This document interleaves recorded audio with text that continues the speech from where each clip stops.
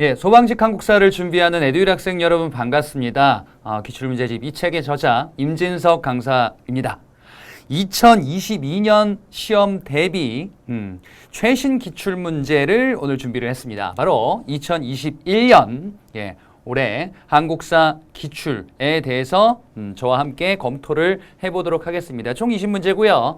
이 최신 문제를 통해서 내년의 시험을 여러분들은 준비를 잘 하시면 되겠다. 자, 그러면 총평을 한번 해볼게요. 이번 한국사 2021년 소방직 기출문제의 출제 경향은 기존과 어떤 차이가 있었는가? 바로 이렇게 정리할 수 있습니다. 이 정도 읽을 수 있죠, 여러분들? 그죠? new입니다, new. 새로운 것이 출현했다라고 이야기를 할 수가 있어요. 소방직 한국사는 난이도가 일반 9급 한국사 시험에 비해서는 다소 평이해요. 하지만 한국사 능력검정 시험보다는 약간 조금 높은 것 같은, 약간은 좀 지엽적인 것 같은 부분들, 이런 것들이 좀 존재를 해요. 난이도는 한국사 능력검정 시험 출제 유형과 약간 좀 비슷한데 이렇게 새로운 것들이 갑자기 갑툭튀하는 경우들이 있더라. 그래서 이렇게 얘기했습니다. 새로운 출제 내용의 출현이다. 그런 것들이 뭐가 있는지 보도록 하겠습니다. 나머지 내용들은 비교적 평이하니까 저와 함께 빠르게 검토하시면 되겠고, 새로운 유형에 대해서 어떤 것을 대비해야 되는지 자, 한번 보도록 하겠습니다. 1번 보겠습니다. 가시대에 볼 수 있는 모습으로 가장 적절한 것은 무엇인가에 대해서 물어보고 있어요. 자, 가시대 사람들은 여기 이렇게 나와 있고요. 이것 쭉 보니까 지금 선사시대에 해당하는 내용임을 파악할 수가 있죠. 선사시대 어느 시대냐? 이런 문제는 딱 그냥 한 10초 만에 풀고 넘어갈 수 있어야 되겠습니다, 여러분들. 내가 푸는데 이런 문제 막 30초, 1분이 걸렸다 그러면은 이건 틀린 거나 마찬가지다 라고 보셔야 됩니다. 간석기라고 여기 뚝 있잖아요. 그리고 단서들 빠르게 찾아볼게요. 1만 년 전이다. 1만 년 전부터 신석기 시대가 시작되었다라는 것도 포인트였었고요. 빙하기가 끝났다 그러면서 유사한 자연환경, 기후가 나타나게 되었다라는 내용도 소개되어 있죠. 그래서 이런 내용을 바탕으로 신석기 시대구나라는 걸 이미 파악했어요. 뒤에도 뭐 확인사설 하는 거죠. 뭐 강가, 바닷가, 그리고 막 농경, 목축, 막 조, 수수피. 와, 이렇게 다 줬는데 이게 신석기가 아니고 다른 거 아니에요. 이러면은 아유, 큰일 나는 겁니다, 여러분들. 보기 보자. 1번의 계절제를 주관하는 천군이다. 자, 이거는 초기국가에서 등장한 포인트예요. 계절제를 주관한다, 천군이다. 바로 초기국가 사만에서 나왔었던 제천 행사에 대한 내용이고 그 다음에 제사장을 의미하죠. 자, 그러면 사만, 옥저동해, 그리고 부여 고구려, 이건 뭐냐 이거예요. 요거는 철기시대 이후에 해당한다라고 볼 수 있죠. 그래서 철기시대인데 지금 여기선 신석기니까 답이 될 수 없죠. 2번이 정답이죠. 가락바퀴를 사용하는 사람이다. 가락바퀴는 신석기 시대 때 사용됐던 도구인데 그 도구의 용도도 알고 계셔야 됩니다. 그것도 물어본다 이것이. 가락바퀴 용도는 뭐예요? 바로 옷과 그물을 짜내는 원시 수공업이 행해졌다라는 것을 알 수 있는 그 유물이었다. 생김새는 이렇게 둥그렇게 생겨 먹었었던, 구멍이 뻥뻥 뚫려 있었던 그게 유물이었다. 3번에 부족을 지배하는 읍군과 삼로다 이렇게 되어 있어요. 자, 지금 3번에 있는 내용은 뭐예요? 초기 국가 동해에 해당하는 내용이죠. 마찬가지로 시대가 맞지 않습니다. 4번에 비파형 동검을 보고 있는 군장이라고 나와 있습니다. 비파형 동검, 비파형 동검은 바로 청동기 시대 때 청동검이고요. 이거 어떻게 생긴지 기억이 뿅 나셔야 되겠다. 바로 이제 밑에가 좀 둥둥하게 생긴 청동검이었죠. 자, 그래서 신석기 시대를 찾는 아주 간단한 문제였다. 이런 문제는 어떻게 해야 된다? 빠르게. 자, 제가 만약에 풀어볼게요. 이런 기본적인 문제는 이렇게 푸는 거예요. 이 문제를 보고 가만히 있자. 가시대 보니까 간석기 있네. 됐네. 그리고 넘어가요. 보기 보고서 신석기 어디 있지? 여기 있다. 자, 지금 10초도 안 걸렸어. 이렇게 푸셔야 되겠다. 그래서 시간 단축과 정확하게 풀 수 있는 훈련을 각각 해주셔야 되는 문제였습니다. 2번 보겠습니다. 가 나라에 대한 설명으로 옳은 것을 골라보자. 자, 나라, 국가에 대해서 묻고 있어요. 자, 가를 먼저 봐요. 그러면은 가가 여기 있죠. 혼인하는 풍속. 혼인 풍속에 대해서 이야기를 하고 있구나. 초기 국가 시기 때 있었던 혼인 풍속과 관련한 내용이 소개될 것 같아요. 여러분들이 시험장에서 이 문제를 푼다면 여자의 나이가 10살이 되기 전에 두 번째 문장을 두 번째 줄을 보기 전에 넘어가는 거야. 어떻게 해요? 나왔잖아. 뭐가? 혼이 나는 풍속이 나왔어요. 근데 여자가 어린 나이, 뭐 10살 되기 전에 여러분 배운 거에서 이거 하나밖에 없어요. 뭡니까? 민며느리죄잖아요. 그렇죠? 혼인을 약속하고 신랑 집에서는 뭐 어떻게 해가지고 그래 삼국지 위서 통일전. 자, 지금 이 내용은요. 바로 뭐냐면은 혼인 풍속을 얘기하는데 야 이거 옥조의 민며느리죄야. 그리고 그 민며느리죄가 이런 거야 라고 얘기를 하고 있어요. 그 설명을 지금 시험장에서 이걸 읽고 있어? 그러면 안 되지. 예. 시간 가고 괜한 생각 때문에 내가 지금 글자를 읽는 건지 아니면은 뭔가에 홀린 건지 이럴 수 있단 말이에요. 그래서 여러분들은 열심히 공부하시면서 시험장에서는 열심히 공부한 자신에 대한 확신을 갖고 문제를 푸셔야 돼요. 예. 이러면 안 된다 이거야. 뭐야? 혼인하는 풍속은 여자 나이 10살 이거 민며느리죄 본 건데 가만 내가 못한 게 있었나? 신랑 집에서는 이거 내용이 맞나? 친정으로 돌아간다. 이거 옥저가 맞나? 이러면 안 된다 이거야. 예. 혼인하는 여자 나이 옥저 끝. 됐어요. 예. 이것도 뭐야? 10초 문제예요. 그런데 보기가 약간은 길죠. 1번과 출제 경향이 살짝 다르죠. 예. 여기서는 주의를 해야 돼요. 왜? 자, 앞에 1번 문제 보세요. 1번 문제는 빠르게 파악할 수 있죠. 보기를. 근데 2번 문제는 문장으로 나열되어 있어요. 늘어나 있어요. 그러니까 여기서는 빠르게 가는 게 아니라 정확하게 가야 돼요. 여기서는 지금 지문에선 빠르게 파악을 했어. 그 다음에 여기에서 집중을 해야 돼요. 여기. 여러분들은. 왜냐면은 문장이 앞에가 맞고 뒤에가 틀리고 또는 뒤에가 맞고 앞에가 틀리고 이렇게 장난을 칠 수 있다는 걸 염두를 하고 봐야 돼요. 예. 설사 그게 아니다 하더라도 기본적으로 문장이 나열된 보기는 주의를 기울이면서 보셔야 되겠다. 예, 1번 보겠습니다. 농경과 관련하여 동맹이라고 하는 제천 행사가 있었다. 자, 제천 행사에 대해서 물어보고 있어요. 제천 행사는 국가별로 이제 여러 가지 행사들이 있었습니다. 부여 같은 경우에는 영고라는 행사, 고구려는 동맹이라는 행사, 그 다음에 동해는 무천이라는 행사가 있었고, 사마는 5월제와 10월제라는 이런 행사, 또는 이제 계절제다 이렇게도 이야기를 했었죠. 자, 1번에 있는 제천 행사는 바로 고구려에 해당하는 내용이 되겠어요. 옥저는 그럼 뭐냐? 옥저는 제천 행사 기록이 없습니다. 그래서 1번 고구려였어요. 2번 대가들의 호칭에 말, 소, 돼지, 개 등의 가축 이름을 붙였다. 자, 대가 부족장이죠. 부족장들을 말, 소, 돼지, 개 마가, 우가, 저가, 구가라는 이런 칭호를 붙여서 이들의 독자 영역을 인정했었던 바로 뭐야? 연맹 왕국인데 사출도를 운영했었고 그 사출도와 관련한 부족장들이 좀 아까 말씀드린 마가, 우가, 저가, 구가라는 부족장 이름이었었죠. 이는 어디에? 부여에 해당하는 내용이 되겠습니다. 3번 반공, 반어피, 과하마 등의 특산물을 중국과 교역하였다라고 되어 있어요. 반공, 반어피, 과하마는 동해의 특산물이에요. 그리고 동해는 이뿐만 아니라 방직 기술이 발달하였다라는 포인트도 존재하고 있었죠. 기억해 두시고요. 자, 4번 시체를 가매장했다가 뼈만 추려 가족 공동 무덤인 큰 나무 덧널에 넣었다. 시체를 가매장했다가 그래. 그러면은 이는 장례 풍습을 얘기하고 뼈만 추렸다. 일종의 골장제다 또는 가족 공동묘다라고 했었던 옥저의 장례 풍습을 의미하죠. 옥저의 기본적인 내용들 포인트들을 매칭하는 거예요. 초기 국가 해당하는 풍속들을 구분해보자. 그래서 정리하자면은 1번은 고구려, 2번은 부여, 3번은 동해, 4번이 옥저니까 4번 찍으시면 되는 거죠. 이런 문제 풀 땐 뭘 조심하시라? 앞에 빠르게 확인하시고 여기서 문장을 볼 때 조심하시라. 3번 보겠습니다. 미주층 왕에 대한 설명으로 옳은 것을 골라보자 이렇게 되어 있습니다. 자, 신라가 사신을 보내자 사료 문제입니다. 마찬가지로 사료에서는 키워드들을 잘 끄집어 내셔야 되겠어요. 자, 일단 신라가 나왔어요. 신라의 왕은 아니에요. 근데 신라가 사신을 보내서 이 왕에게, 그러면은 신라가 어떤 다른 나라에게 사신을 보냈는데 그 왕이 누구니? 라고 이야기를 하는 거지. 자, 근데 뒤에 단서가 있습니다. 외인이 국경에 가득 차 성을 부수었으니 라고 되어 있어요. 일본 놈들이 왔구나.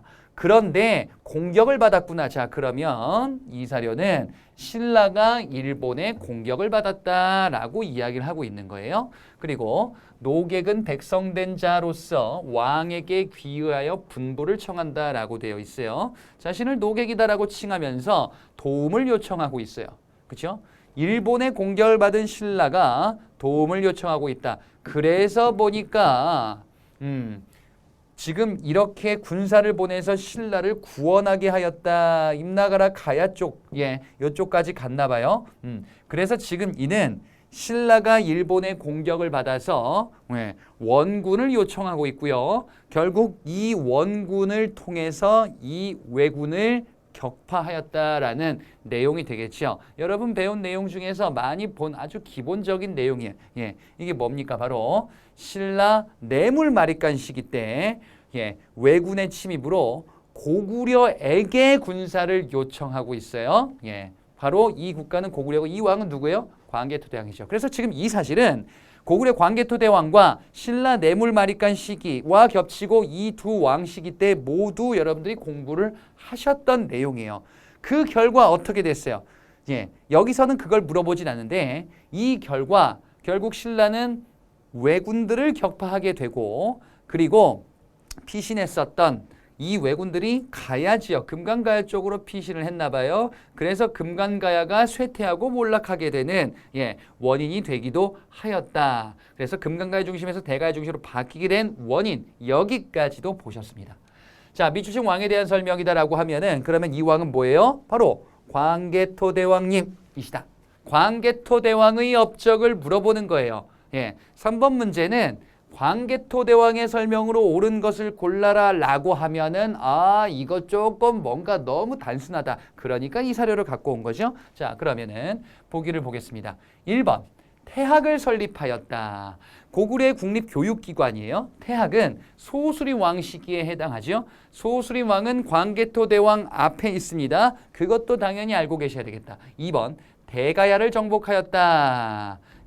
대가야 정복은 고구려의 업적이 아니에요. 이는 신라 진흥왕 시기에 가야 연맹이 몰락하게 되는 그 모습 중에 하나죠. 2번은 신라 진흥왕이고 신라 진흥왕은 광개토대왕보다 한참 뒤에 있습니다. 3번 관산성에서 전사하였다. 전사했대요. 자, 전사한 왕들을 제가 따로 한번 해설에 정리를 해드렸는데 여기서 한번 보도록 하죠. 전사한 왕이다. 이걸 글쎄 뭐 업적이라고 해야 되나요? 아무튼 전사한 삼국시대 때 전쟁 과정에서 죽은 왕들, 이런 왕들은 누가 있냐? 요 포인트는 당연히 알고 계셔야 돼요. 왜냐면은 두 명이 등장하잖아요. 전사한 왕과 전사시킨 왕이 있어요. 그렇게 둘이 등장한다. 전사한 왕과 전사시킨 왕, 그리고 어디에서 전사했는가, 요렇게 나누어서 한번 보도록 할게요. 자, 전사한 왕으로서 일단 누가 등장하냐면은 고구려 고국 원왕이 등장해요. 고구려 고국 원왕. 고구려 고국 원왕은 백제 누구죠? 계로왕. 죄송합니다. 계로왕이 아니고 백제 근촉왕에게 전사당했었죠. 시기는 4세기고요. 바로 평양성 전투에서 전사했습니다. 그 다음에 자, 또 누가 있느냐? 백제가 뒤에 두 명 있어요. 계로왕이죠.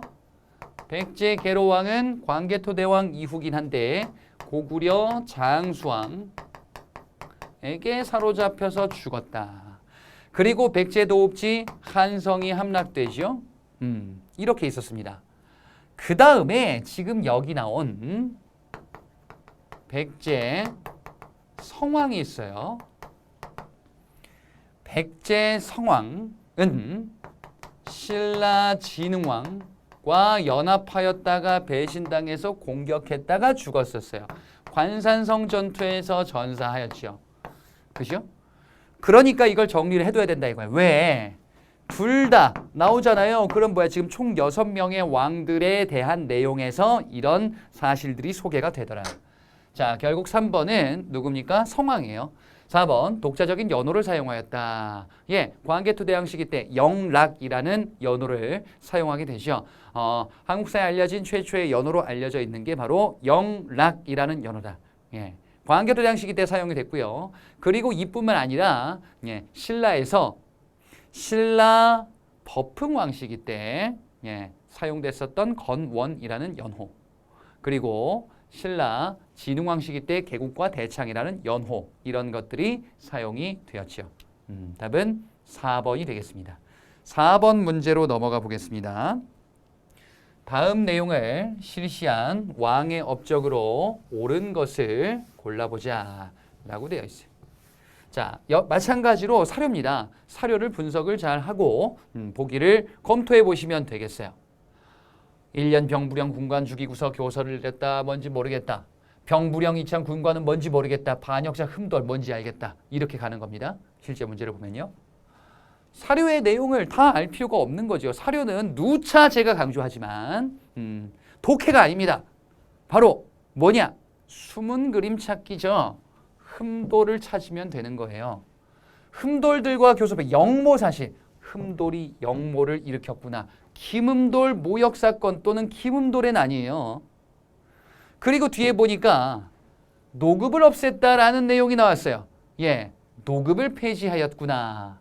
그래요?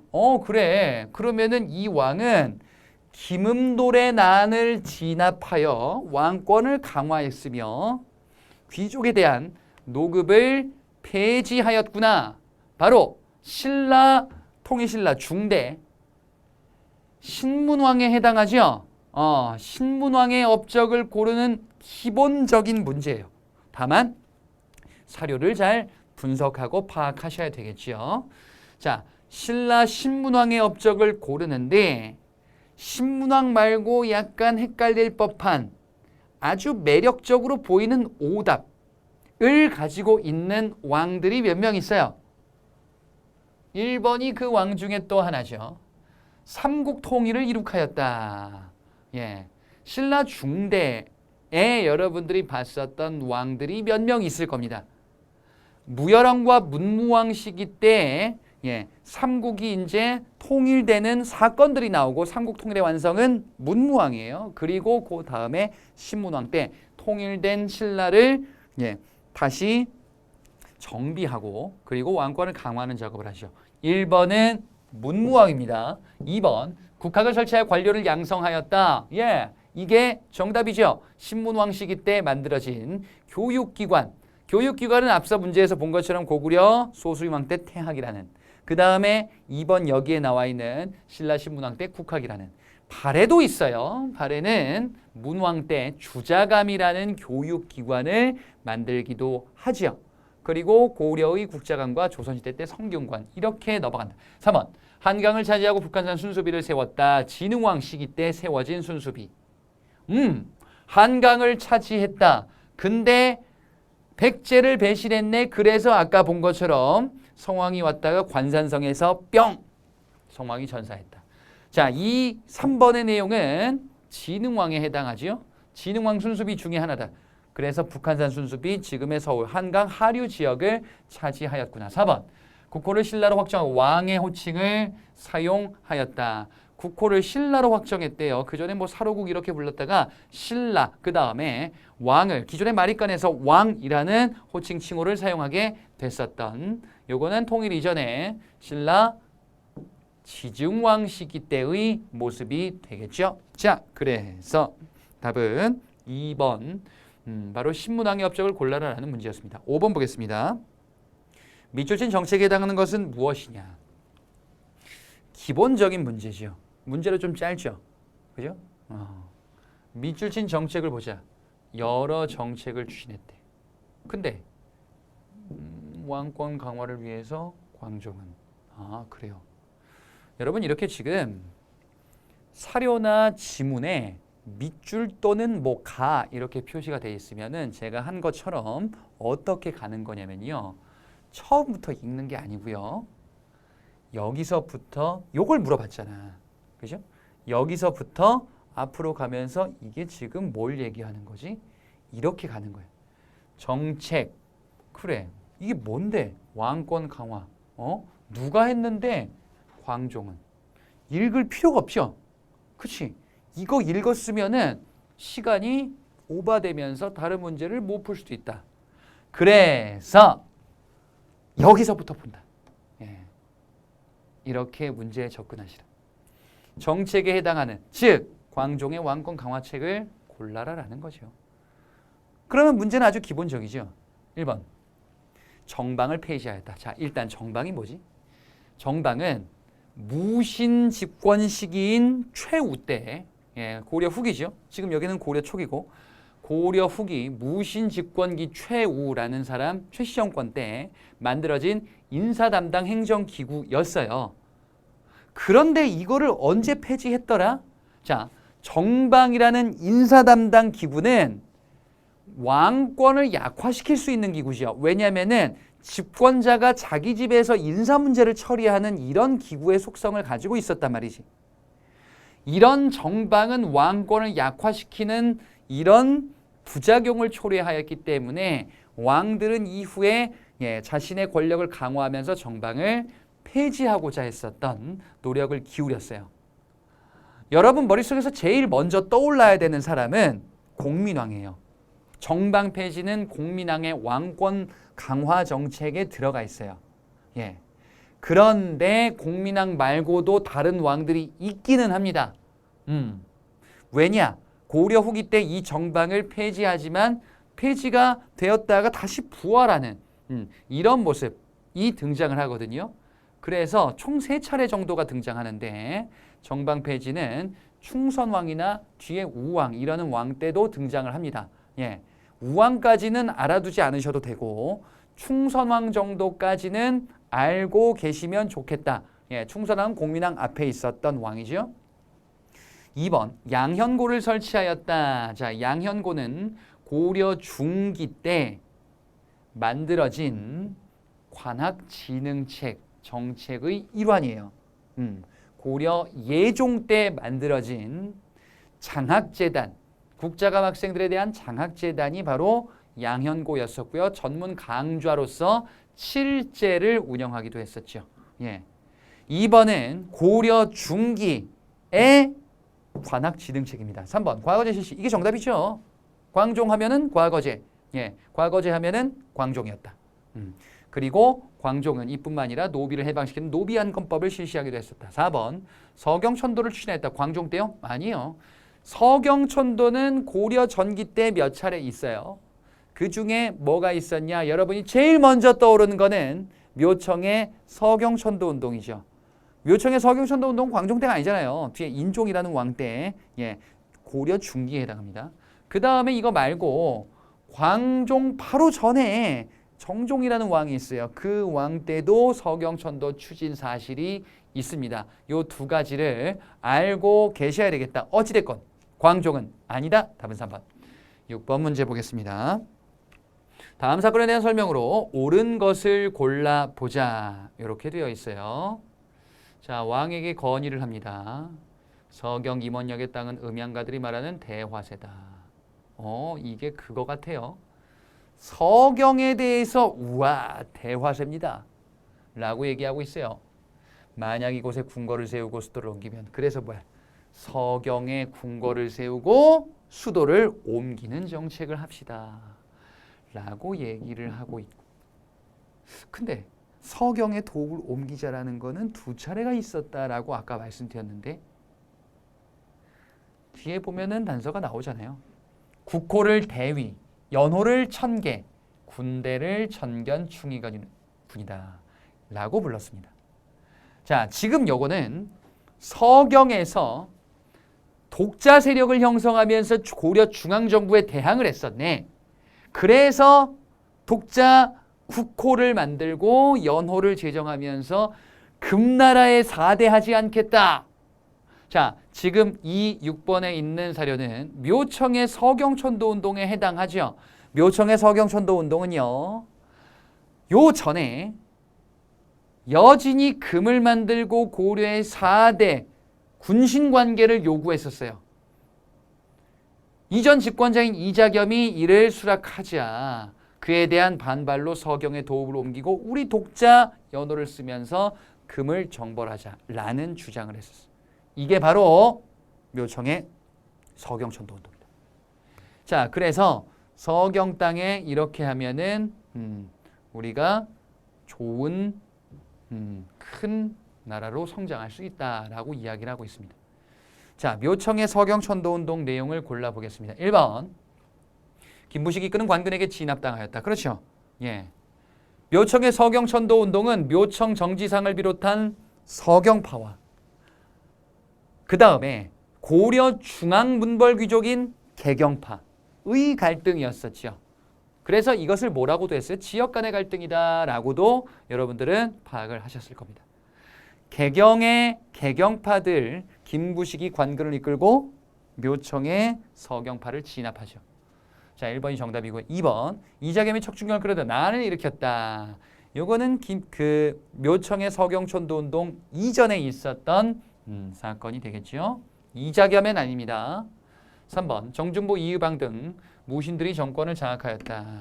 무신정변이에요. 무신정변은 문벌 귀족의 체제가 무너지게 된 배경이 되죠. 그래서 고려 후기로 넘어간다.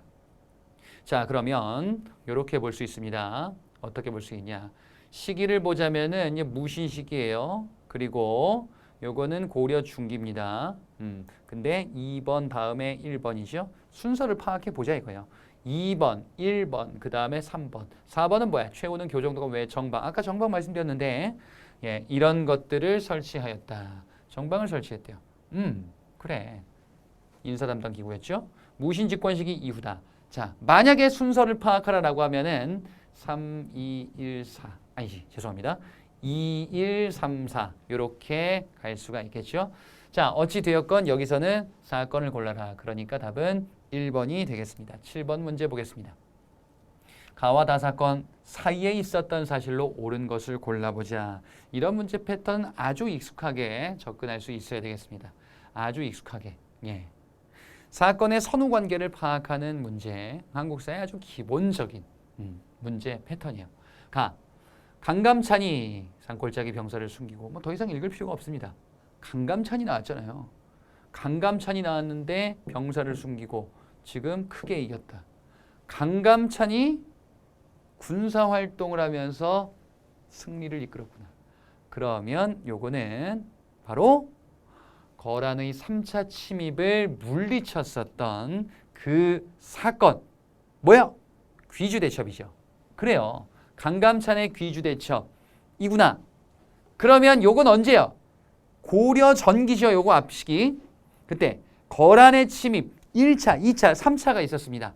1차 때는 고려 성종, 2, 3차는 고려 현종이라는 왕이었었어요. 그래서 지금 요거는 고려 전기에 해당하고요. 구체적으로는 현종 시기에 해당하는 귀주대첩이에요. 그리고 이때 적이 뭐다? 거란족이에요. 윤관이 새로운 부대를 창설했습니다. 더 이상 읽을 필요가 없어요. 왜요? 윤관이 새로운 부대를 창설했다라는 내용은 여러분 배운 내용이 하나밖에 다른 게 있으면 어떡합니까? 믿으라 그랬잖아요. 여러분들이 공부한 내용을 믿고 확신해야 돼요. 윤관이 새로운 부대를 창설했는데 내가 배운 거 별부분밖에 없어. 됐어. 넘어가는 거야. 그래. 읽어보면 그렇거든요. 말을 가진 자는 신기군, 말이 없는 자는 신보군, 승려들 뽑아 항마군. 그래. 신기군, 신보군, 항마군. 이게 뭔데? 세 개 합쳐 별문반이잖아요. 그러니 여러분들이 빠르게 확신할 수 있어야 되는데 아니 그런 말이죠. 확신을 빠르게 대체 어떻게 합니까? 문제를 빠르고 정확하게 어떻게 풉니까? 어떻게 푸냐? 공부를 많이 하고 쌓여 있으면 돼요. 공부를 꼭 안 하는 애들이 이렇게 되는 거예요. 윤관이 새로운 부대를 창설했는데 별무반인가? 다른 건가? 다른 게 있나? 이 뭐지? 말을 가진 자 신기군. 에듀윌 유료 회원만의 특별한 서비스.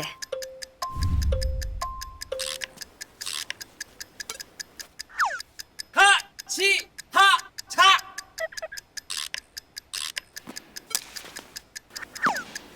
같이 하자. 정답!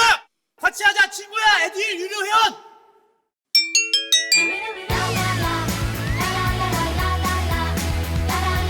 친구 소개하고 현금 받는 혜택. 오직 에듀윌 유료 회원에게만. 신기군? 신복은? 맞지. 항마군. 이거 별무반인가 보다. 그러면 이게 언제지? 거란인가? 이러면서 이제 막 시간 가고 막 헷갈리다가 가만히 있자. 이게 거란이었나? 그러면 윤관이 거란? 거란 나면 뭐 소손령? 막 서희 나오고 그때 이러면 이제 틀리는 거예요. 네. 틀리는 사고 구조를 말씀드리는 거야 지금. 열심히 공부하고 학습량이 쌓여야 빠른 판단이 가능합니다. 아무튼 요 시기는 지금 고려 중기에 해당해요. 숙종 때입니다. 숙종이라는 왕 때 별무반을 창설하고 그 뒤에 예종 때 이제 정벌을 하러 갈 겁니다. 여진을 정벌하죠. 가는 거란 3차 침입을 물리친 강남전에 귀주됐죠. 나는 여진을 정벌하기 위해서 조직했었던 바로 별무반입니다. 자, 1번 여진을 몰아내고 동부구성 설치. 여진을 몰아내려면 그 전에 별무반을 만들어야 돼요. 그러니까 1번은 나 이후에 해당합니다. 2번 공을 세운 신하들에게 역분전을 지급하였다. 가만히 있자. 이거 경제편 주제를 끌고 왔네. 역분전을 지급하였다. 역분전은 고려의 기본 토지제도인 전시과가 정비되기 전의 제도죠. 고려의 전시과는 3개 봤어요. 시정전시과, 개정전시과, 경정전시과 이렇게 봤어요. 자, 이 전시과가 만들어진 거는 시정전시과는 언제냐? 경종 때. 개정전시과는 목종 때. 경정전시과는 문종 때. 이렇게 가거든요. 근데 요 전에 역분전은 언제냐? 태조 때요. 태조 때. 고려 태조 왕건 때 후삼국 통일에 대한 공로를 논하고 상으로 주는 거죠. 논공행상. 으로 준 토지, 역분전. 그래서 1번은 뭐다? 고려 태조 왕건이에요. 태조 왕건은 가 앞에 있죠. 3번. 압록강의 도련방에 있는 천리장성을 축조하였다. 천리장성 축조. 천리장성은 거란의 침입을 물리치고 나서 개경에다가 나성 쌓아요. 그 다음에 국경지대에다가 천리장성을 쌓아요. 자, 거란을 물리치고 난 이후의 조치예요. 그러면 거란을 물리쳤죠. 그 다음에 뭐야? 나성, 천리장성 이렇게 쌓는 거야. 그런데 이후에 여진이 성장하는 거예요. 그래서 3번은 가와 나 사이 시기에 해당합니다. 4번 친원적 성향이 강한 권문세족이 지배 세력으로 등장하였다. 권문세족이 등장하는 시기는 원간섭기에 해당하죠. 원간섭기는 고려 후기 참 뒤네요. 고려 후기다라고 한 무신정변 이후에요. 무신들 나오고 대몽항쟁하고 그 다음에 이제 개경으로 환도하고 고려 뒷부분에 해당합니다. 지금 가 나는 전부 다 고려 전기예요. 그래서 나 이후에 해당한다. 자, 답은 3번이 되겠습니다. 8번 문제로 넘어가 보자. 8번 문제가 새로운 주제를 끌고 왔어요. 물론 8번 문제 같은 스타일의 문제는 공무원 9급 시험에서 일반직에서는 나오는 내용이었었는데 우리가 지금 보고 있는 소방직 한국사 시험. 소방직 한국사 시험은 그것보다 좀 낫거든요. 한국사 능력검정 고급보다 약간 높거나 비슷하거나 요 정도 선이. 이런 문제 패턴을 갖고 오지 않아요. 한능검 시험에서는요. 거의 이제 약간 좀 단순 암기 문제예요. 단순 암기 문제인데 우리 난이도 기준으로는 살짝 아주 살짝 지엽적인 것 같은 요런 느낌의 난이도다. 그래, 요 정도 난이도도 소방직은 끌고 오는구나. 소방직 기출 문제는 보면은 대부분 평이한 문제가 많아요. 근데 거기에 약간 몇 개가 한 두어 개 정도가 야, 요것도 알고 있지 너. 요것도 알고 있지. 요 정도는 공부했지. 어느 정도 공부하면은 되긴 하는데 근데 이 정도는 공부해야 100점 맞을 수 있어 라고 이야기를 하고 있어요. 소방직 한국사 시험은.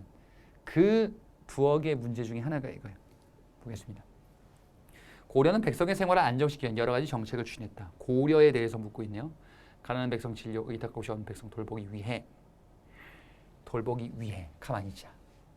가난한 백성을 진료하고 의탁할 곳이 없는 백성을 돌본다. 진료, 의료기관이에요. 또는 백성들을 돌본다라고 돼 있으니까 이거는 사회시체, 구제기관이에요. 또 단서가 있어요. 개경에 설치하였다. 하하. 의료기관의 성격을 기본적으로 가지고 있어요. 그런데 개경에 설치했어요. 이게 단서예요. 결론부터 얘기하면 답은 4번입니다. 나머지 것들을 걸러볼게요. 고려의 사회시책 기관으로서 1번의 의창과 2번의 흑창. 이것도 백성들을 위한 일종의 복지제도 성격의 기구예요. 그런데 이거는 기능이 창고예요. 곡식을 주는 거예요. 곡식을 빌려주거나 주는 거지. 그지?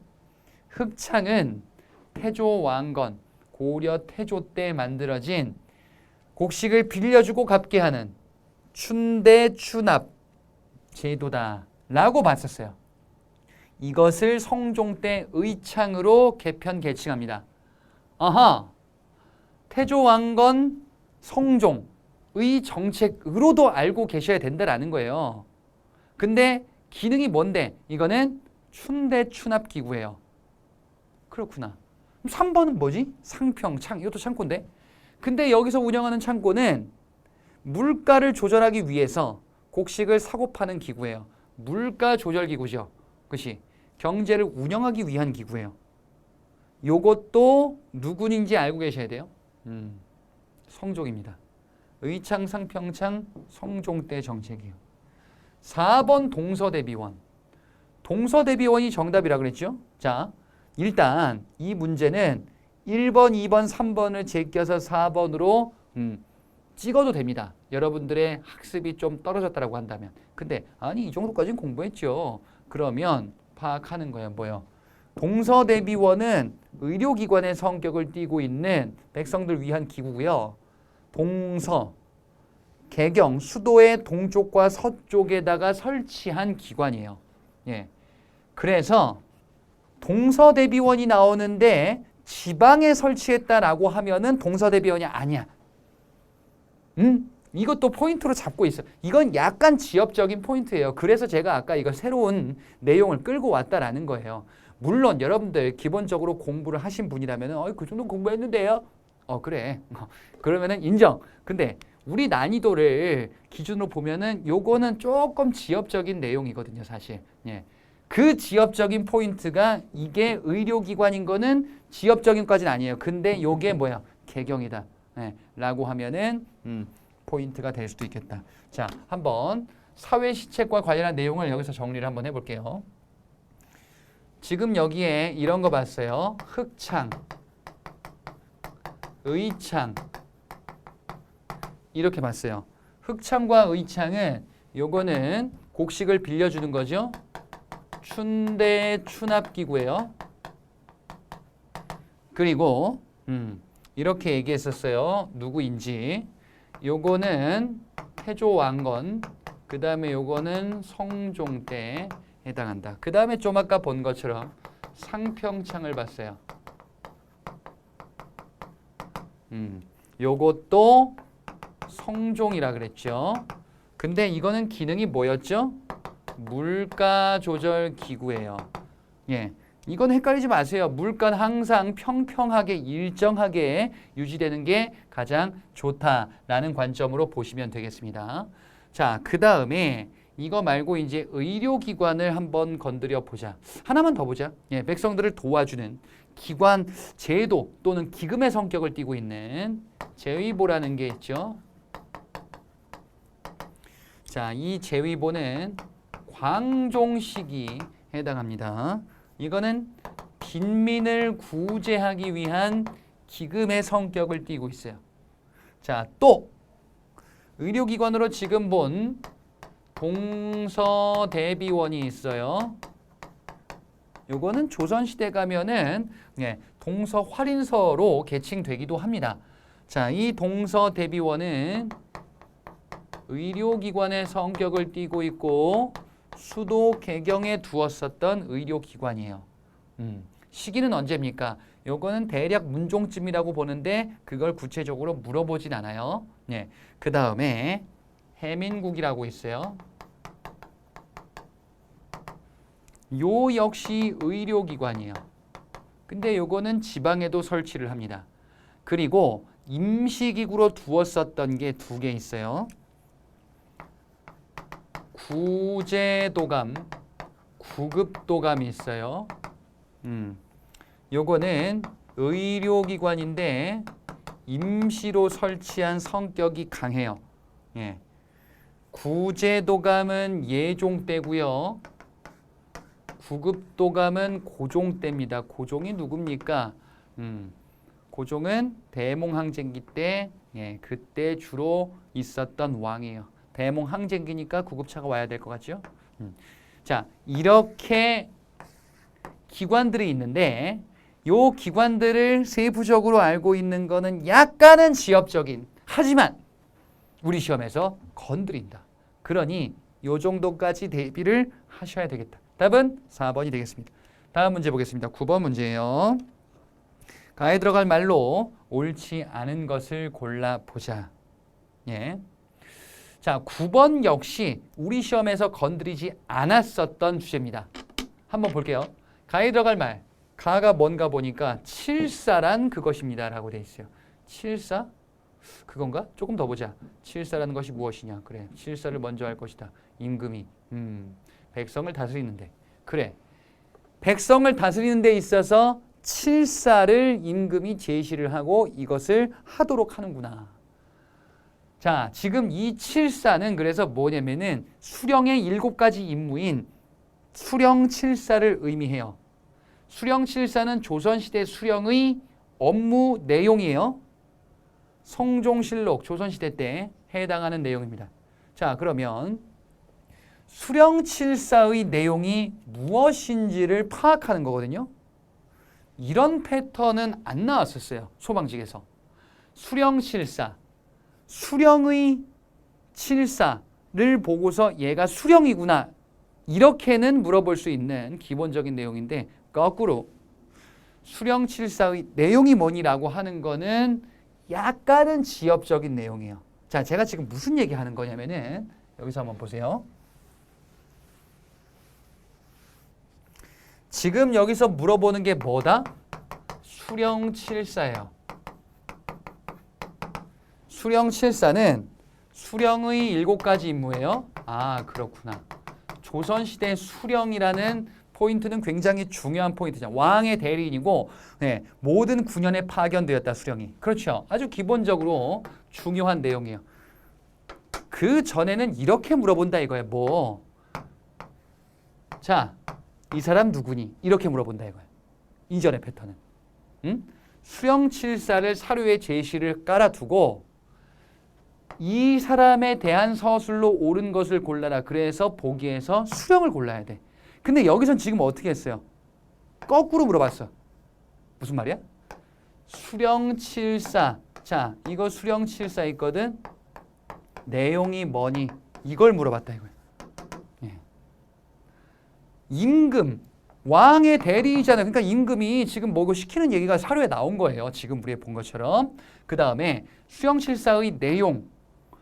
원래 이건 사료에서 주어졌었는데 이 내용이 무엇인지를 물어봤어. 가만. 그러면은 뭘 해야 된다라는 거야? 수영74 7개를 암기해야 돼요. 오케이?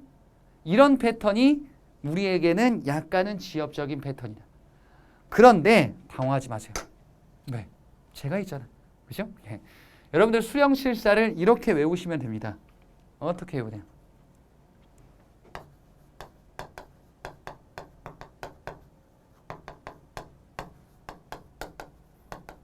이게 수영74예요.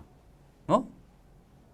길을 걷다가 둘이 팔짱 끼고 가는 남자 여자를 봤어요. 근데 한 명은 농부고 한 명은 간호사야. 그렇구나. 그렇구나.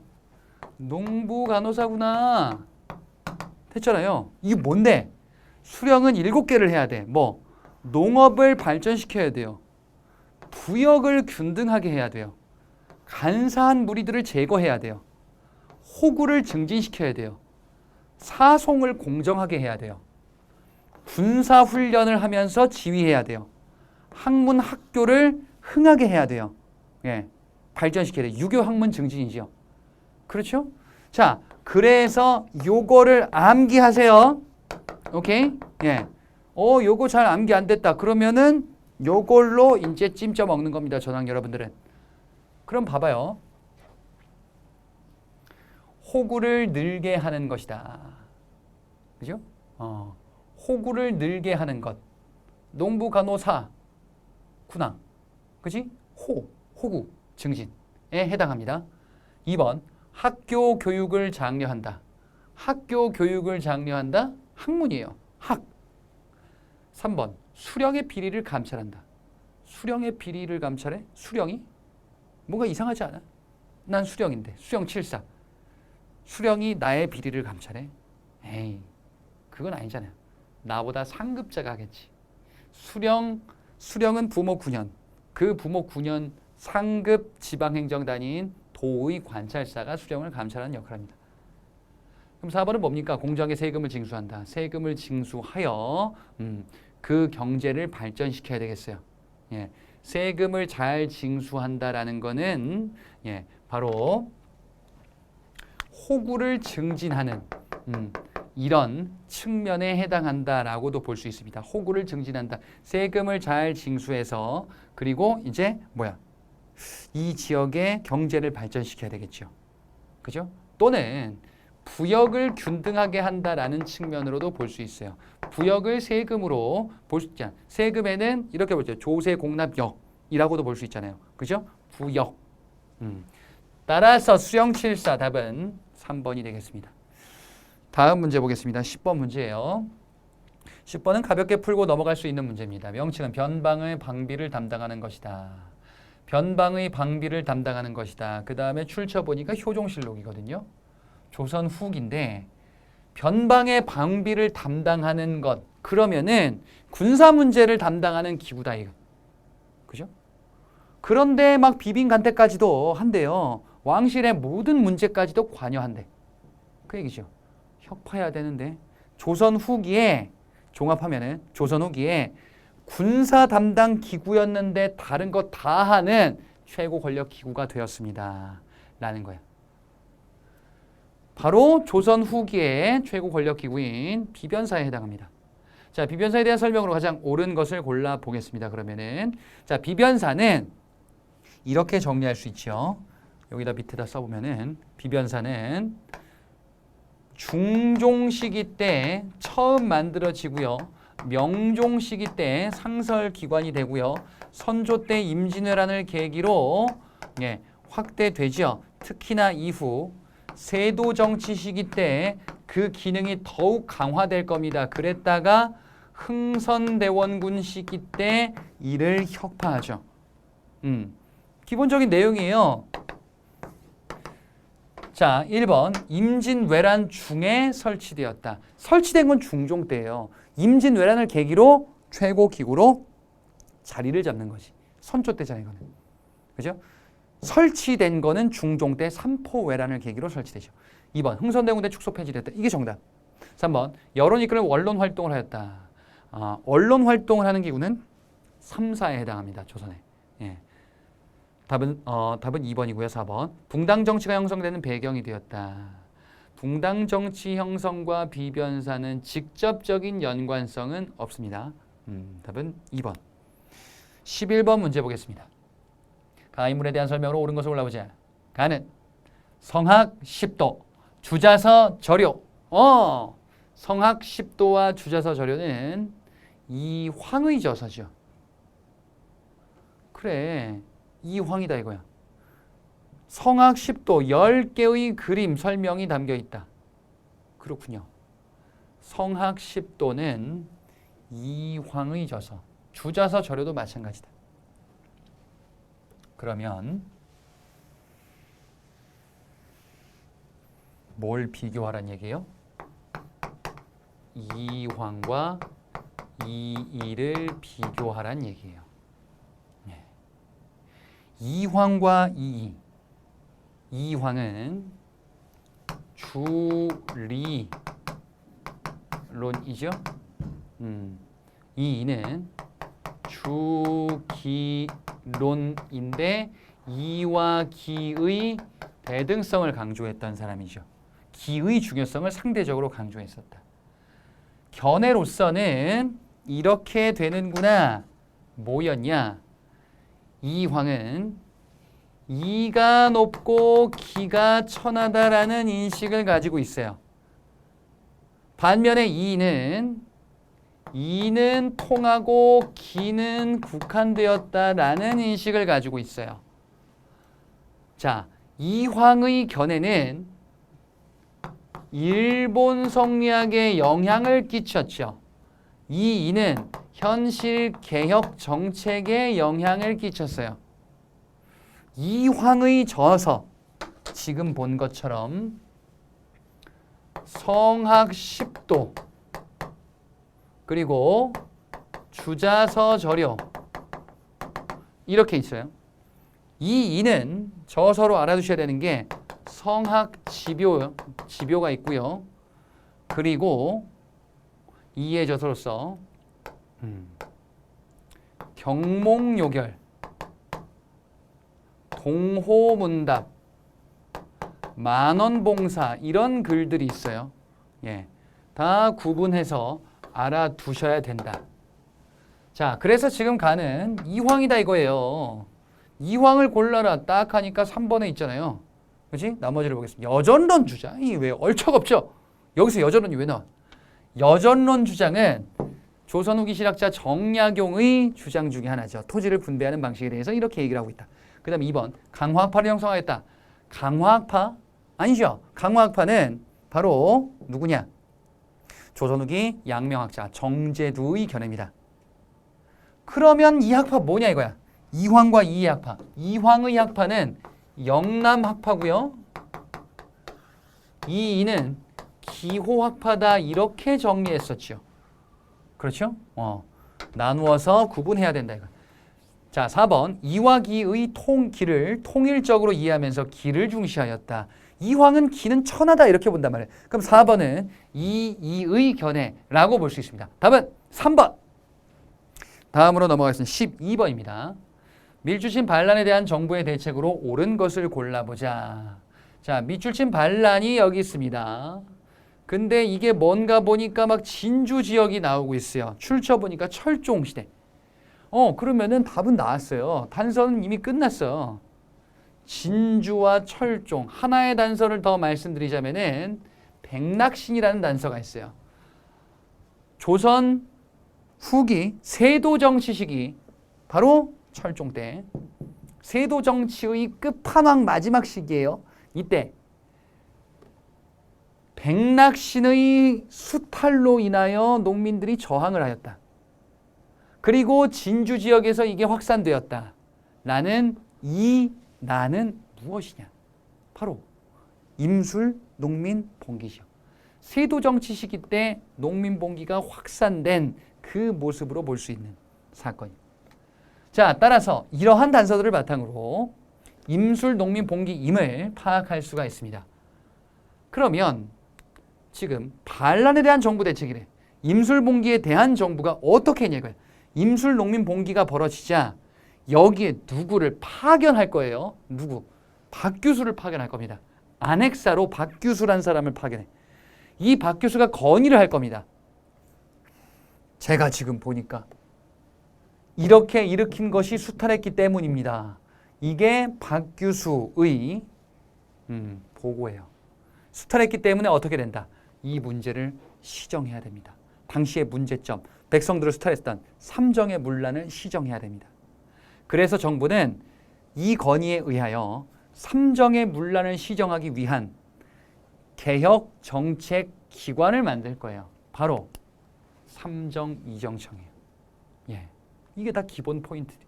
삼정이정청 설치를 설치를 하는데 이게 제대로 운영되지 않아서 문제가 해결되진 않을 겁니다. 아무튼 정부의 대책은 이거다라는 거예요.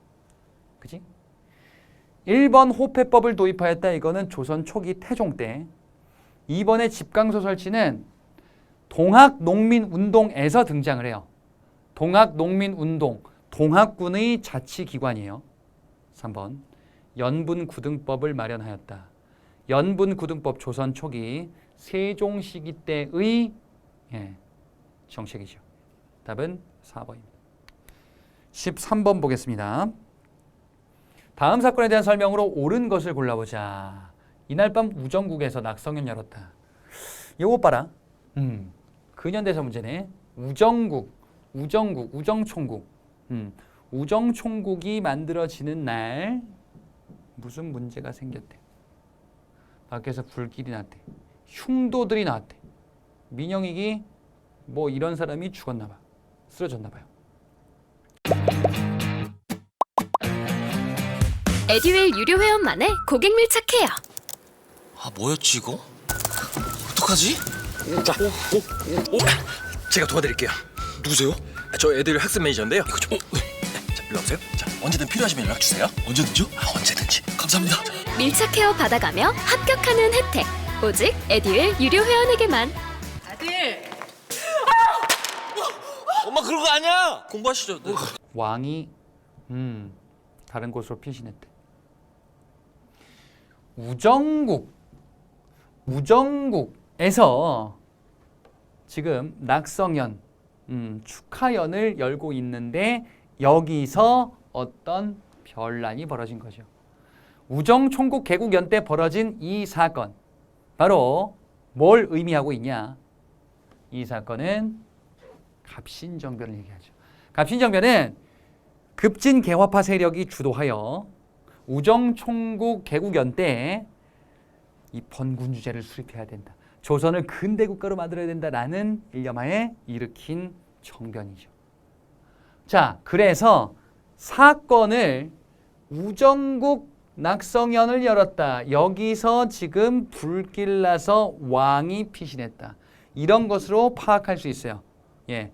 그리고 고종실록이니까 이 왕이 지금 고종일 거 아니에요. 근현대사 때. 갑신정변에 해당하는 내용을 골라주시면 되겠습니다. 1번 한성조약 체결의 계기가 되었다. 자,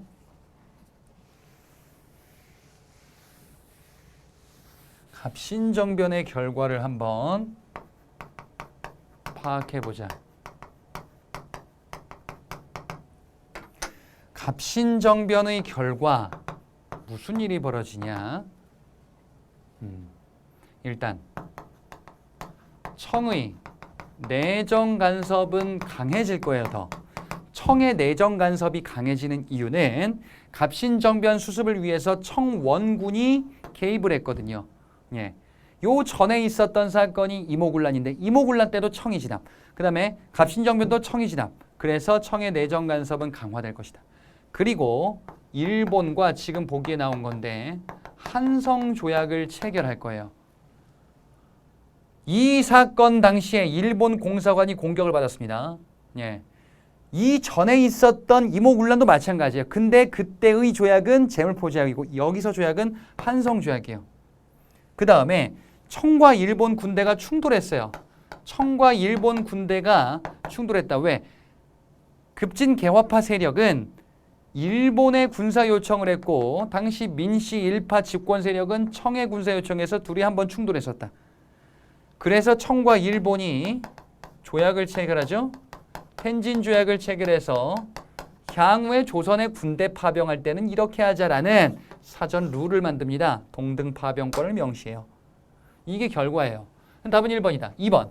제포고민 보구한민과 제포고민을 기치로 내걸었다. 이건 동학농민운동에서 사회개혁을 추구하는 그 구호들이에요. 3번. 최익현 등의 유생들에 의해 주도되었다.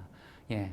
최익현 유생들이 주장하는 거는 위정척사거든요. 서양 문물 안 된다. 근데 지금 이를 주도했었던 급진개혁파 세력은 서양 문물 수용, 정치체제 개혁이 필요하다라는 이런 개화 사상을 바탕으로 했기 때문에 3번 답이 될 수 없죠. 4번은 99이니까 이모군란 당시의 모습이에요. 답은 1번이 되겠습니다. 다음 문제 14번. 가단체 활동에 대한 설명으로 옳은 것을 골라보자. 자, 대한제국 수립을 전후하여. 대한제국 수립을 전후하여라고 되어 있으니까 1890년대 후반이에요. 대한제국 수립은 1897년, 1890년대 후반에 해당합니다. 시기를 대략적으로 얘기하고 있는데 보니 열강의 이권 침탈에 반대하는 운동을 전개했대요. 당시 우리 대한제국이 출범했을 당시에 이권 침탈이 굉장히 만연했구나.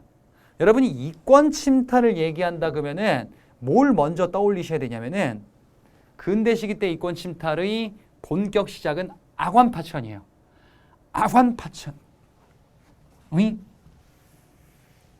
아관파천은 고종이 러시아 공사관으로 피신 파천한 거죠. 아관파천을 계기로 열강의 이권 침탈이 강하게 확산될 거예요. 러시아 공사관으로 피신했죠. 그랬다 고종이 돌아오죠. 그래서 한 게 대한제국이죠. 대한제국의 수립이죠.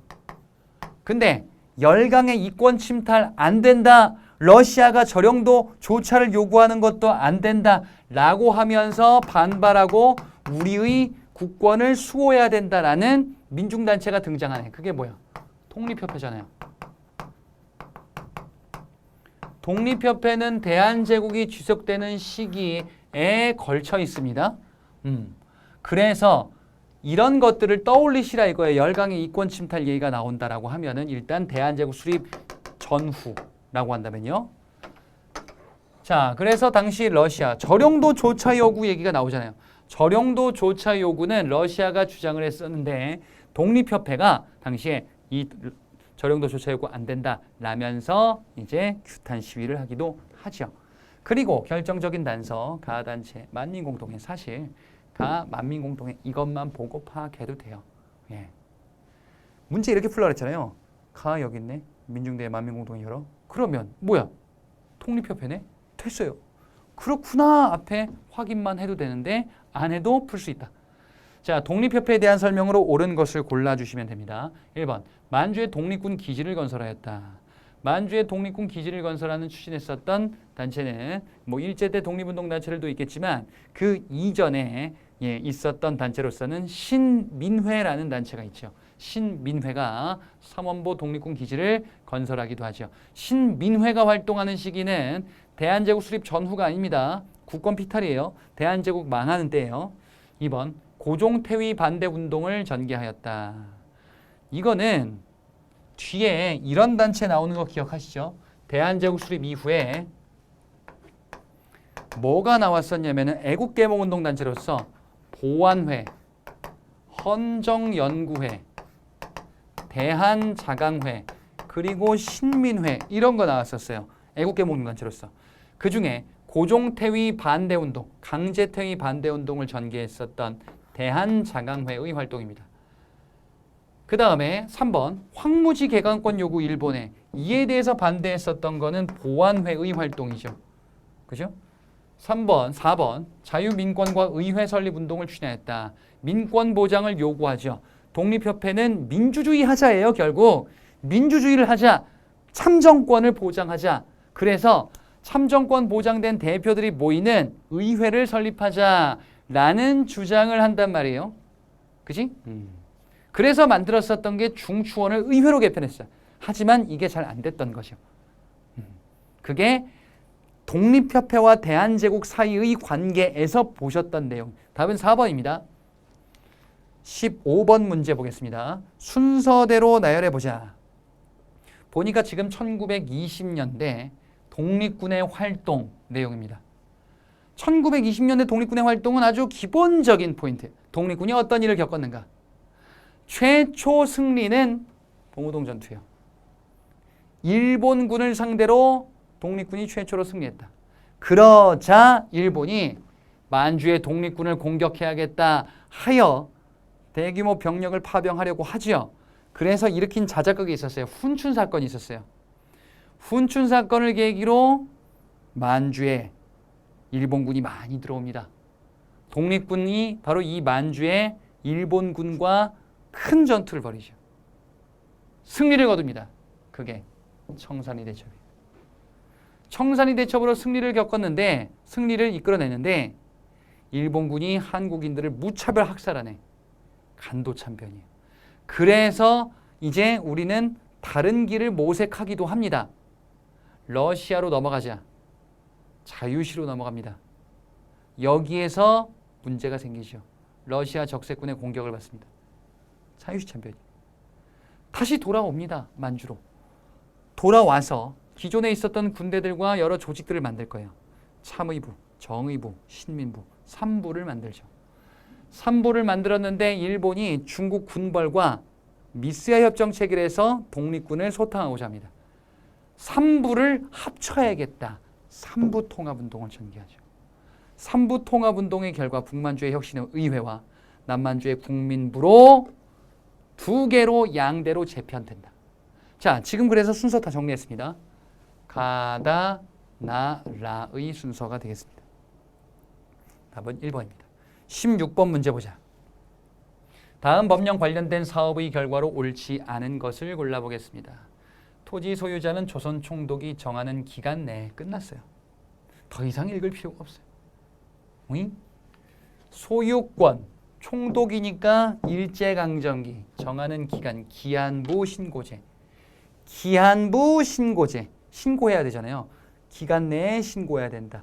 총독이면은 일제강점기예요.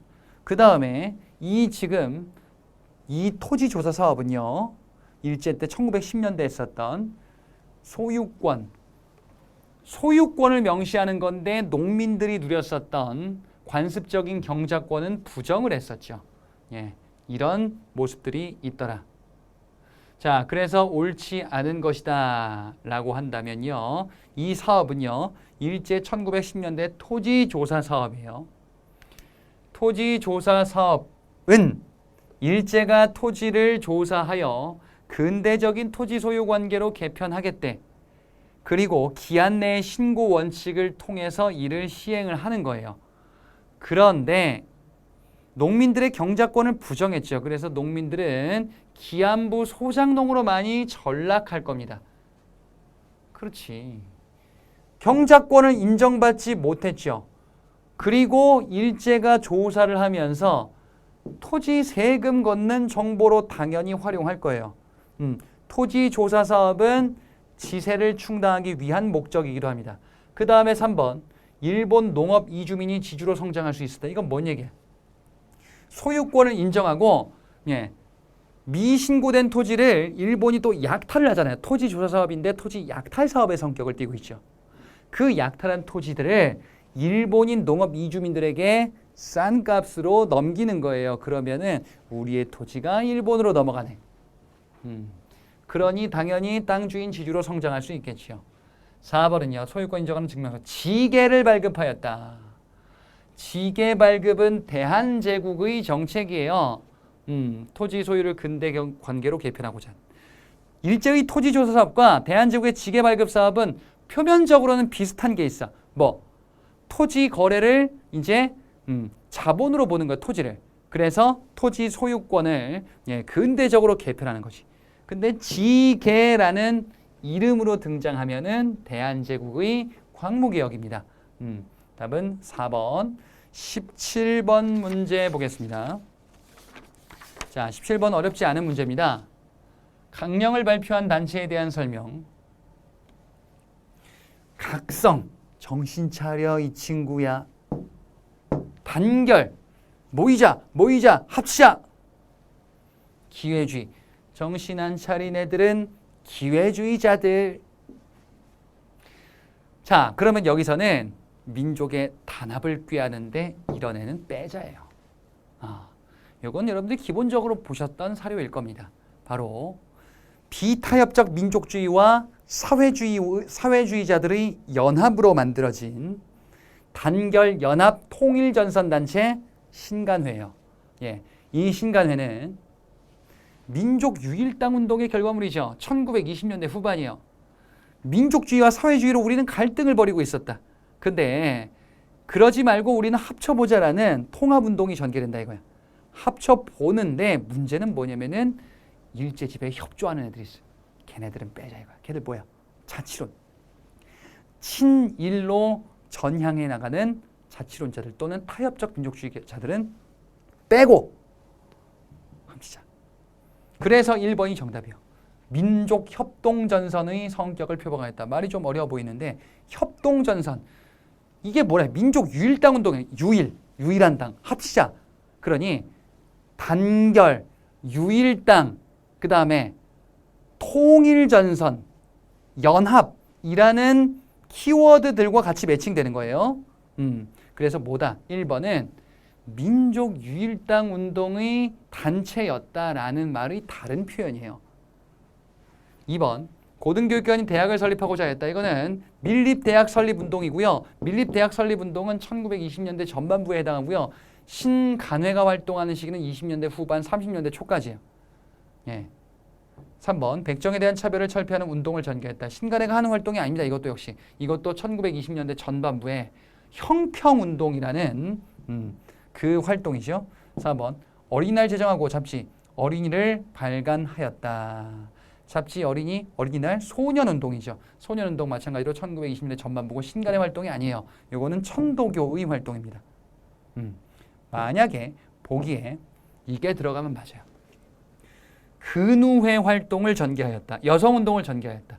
근우회는 1920년대 여성운동단체죠. 근데 이 근우회는 신간의 자매단체야. 그래서 그 내용이 들어가면 맞아요. 여러분들이 1920년대 세 가지 이런 사회운동 봤을까요? 뭐 형평운동, 소년운동, 그리고 여성운동. 여성운동에 근우회라는 단체가 있거든요. 이 근우회는 신간의 자매단체. 그래서 신간회 얘기할 때 근우회 들어가면은 맞아요. 여기서는 1번 유일당 운동의 성격을 물어보는 겁니다. 답은 1번. 18번입니다. 이번엔. 다음을 주장한 인물에 대한 설명으로 옳은 것을 골라보자. 자, 이 문제는 이런 패턴의 문제는 자주 나오는데 자주 틀려요. 여러분들이. 예. 이번 기회에 확실하게 정리를 하세요. 이 사람 누구냐 이거예요. 그리고 구분을 누구랑 해야 되냐. 바로 민족주의 역사학자 박은식과 신채호를 비교해야 돼요. 여러분들은. 이 패턴 맨날 나오거든요. 되게 빈출인데 냈다 하면은 정답률이 별로 높지가 않아요. 항상. 누구냐? 역사란 무엇이냐? 아와 비아의 투쟁. 이게 키워드예요. 아와 비아의 투쟁을 바로 역사라고 보는 거죠. 이렇게 역사로 본 사람이 민족주의 역사학자 신채호예요. 신채호의 사료는 이거 말고 또 뭐가 있냐면요. 묘청의 서경촌도 운동을 평하면서 조선 역사 1000년내 제1대 사건이다라고 평하는 글이 나오면 그 사람 신채호예요. 또 신채호는 우리의 역사를 공부하는 이유를 애국심의 발로, 애국심이라는 측면, 예, 우리의 주체성이라는 측면이라는 민족주의 역사학의 일반론을 얘기하면 신채호예요. 오케이? 보기를 보겠습니다. 1번. 대한매일신보의 독사신론 발표에서 민족주의 사학의 연구 방향을 제시하였다. 이게 정답이죠.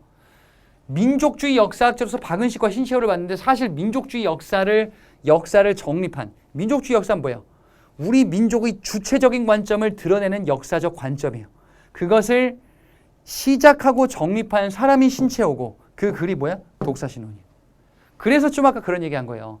민족주의 역사학의 일반론을 얘기하면은 신채호예요.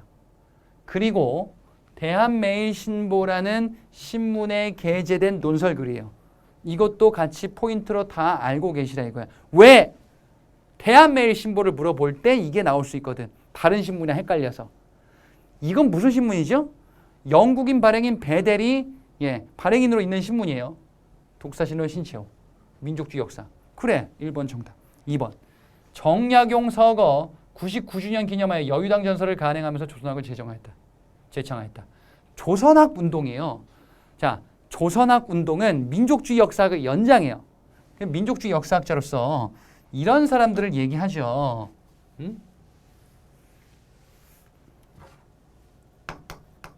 박은식, 신채호 이런 사람들을 얘기하잖아요. 그리고 또 누구 얘기하냐? 정인보, 문일평, 안재홍 이런 사람들 얘기하거든요. 이 사람들이 바로 조선학 운동을 전개한 사람이에요. 1930년대에 있었던 조선학 운동이에요. 30년대 임도 파악하셔야 돼요. 박은식과 신채호는 1910년대, 20년대 이때 주로 활동합니다. 30년대 이제 돌아가실 거야. 예. 20년대, 30년대 각각 돌아가실 겁니다. 자, 그래서 요거는 구분하는 거예요. 2번은 신채호가 아니다. 3번. 진단학계 조직하고 철저한 문헌고증으로 한국사를 객관적으로 서술하려 했다. 이거는 실증사학이죠. 자, 이분들은 민족주의 역사학자들이고요. 그 다음에 사회주의 역사학자로서는 누가 있어요? 백남훈이 있어요.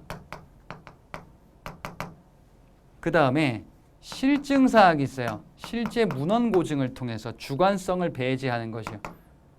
손진태와 이병도가 있어요. 예, 이렇게 볼 수 있겠다. 그러면 3번은 손진태, 이병도예요. 진단학회도 알아두셔야 되는 포인트죠. 4번 유물사건의 바탕을 두고 한국사가 세계사 보편적 발전 법칙에 따라 요거는 사회경제사학에 해당하죠. 그래서 누구다? 백남훈이에요. 예, 답은 그래서 1번. 19번 보겠습니다. 다음 성명이 발표된 계기로 옳은 것을 골라보자. 국민이 원한다면 대통령직을 사임한 돼요. 국민이 원하나 봐 당시. 자, 근데 지난번 정부통령 선거에서 많은 부정이 있었대. 선거 부정이 있었다. 대통령 선거에서. 그래서 이기붕이 나오네. 자, 그러면 지금 이거는 3.15 부정선거를 얘기하고 있어요. 이거 얘기하는 사람 누구겠어요? 이승만이겠죠. 3.15 부정선거, 대통령 부정선거 때문에 사건이 있었지. 그게 뭐다? 4.19 혁명이요. 민주화 운동들 여러 가지가 있죠. 한번 이렇게 정리해 보려고 합니다. 민주화 운동에 4.19 혁명이 있습니다.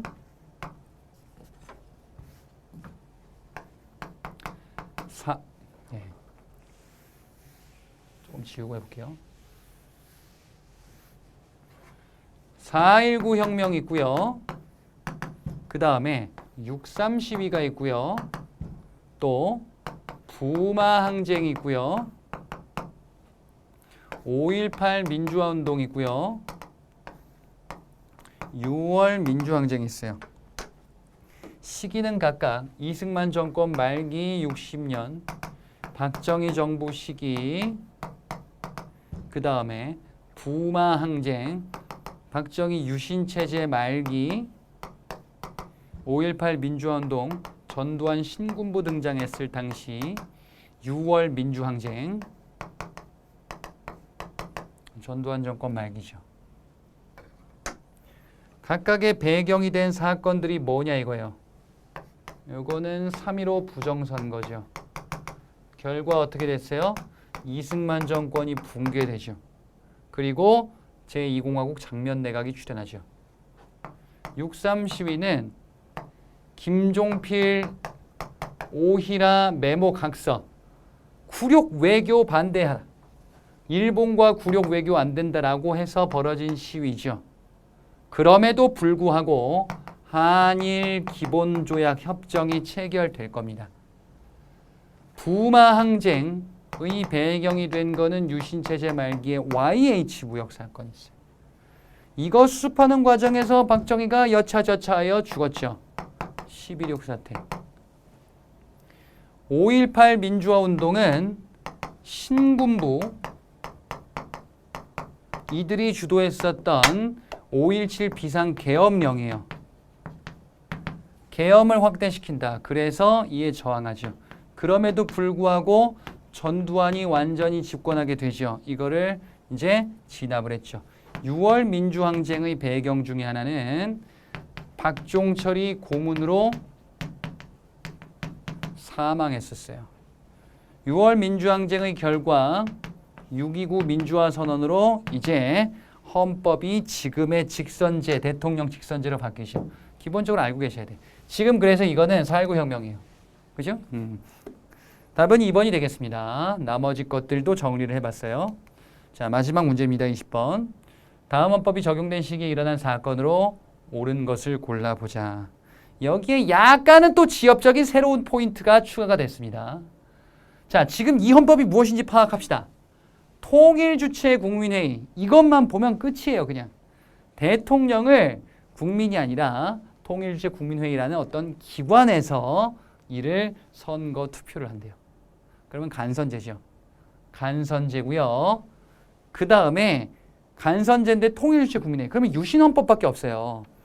39조만 봐도 상관없어요. 사실 이것만 보고 바로 결론을 내리는 거야. 괜히 다른 거 볼 필요 없다 이거야. 근데 여기선 지금 해설이니까 한번 보자. 통일주체 국민회의에서 3분의 1을 추천 임명한다. 그러니까 여기서는 대통령이 거의 주관할 수 있는 기구. 국회의원의 3분의 1을 대통령이 임명하는 꼴이 된다 이것이. 그 다음에 대통령이 지금 이러한 것들, 이런 사료가 있을 때 마지막에 보니까 긴급 조치를 할 수 있다. 그건 뭐야? 긴급 조치권을 끄집어내는 거예요. 대통령의 긴급 조치권. 대통령의 긴급 조치권은 초헌법적 권리예요. 그래서 대통령의 권력을 극대화시킨 독재헌법인 유신헌법이죠. 그럼 유신체제 시기니까 박정희 유신체제 때 있었던 사건을 골라봐라라는 거예요. 1번 윤보선이 대통령직에서 물러났던 거는 박정희가 집권했었던 그 이전, 유신체제 이전에 해당하겠죠. 박정희 정권 출범 그 당시의 모습이에요. 윤보선이 누군데? 윤보선을 잘 안 끌고 왔었는데 보기에서 새롭게 끌고 온 거예요. 뭐 제2공화국 당시에 장면이 국무총리, 대통령이 윤보선이에요. 그래서 이것을 파악하고 가시라 이거지. 시기를. 2번에 국가재건 최고회의. 국가재건 최고회의는 박정희 정권 출범 그 당시에 박정희 군정 시기 때의 기구예요. 그 유신 이전이죠. 3번 3.1 민주구국선언. 두 가지를 알아두세요. 유신체제 때 있었던 민주화 운동의 성격인데 이거 말고 지금 여기서 제시한 거 말고 유신체제 때 물론 이것도 유신이긴 해요. 부마항쟁. 유신헌법을 바꾸자라는 개헌 청원 100만인 서명운동이 있어요. 그 다음에 지금 여기 나오는 3.1 민주구국선언이 있어요. 이게 다 유신체제 시기 1970년대에 있었던 사건들입니다.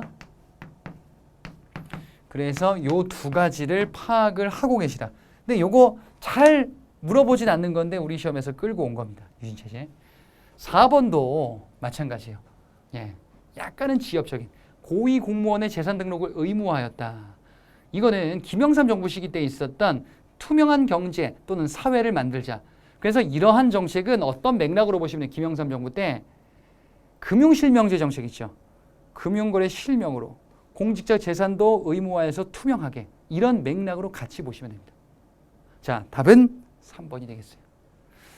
우리가 그래서 이렇게 문제들을 쭉 살펴봤습니다. 여러분들이 보충하셔야 되는 내용들이 몇 개 좀 있을 겁니다. 이런 부분들을 파악을 하고 시험에 임해야겠구나.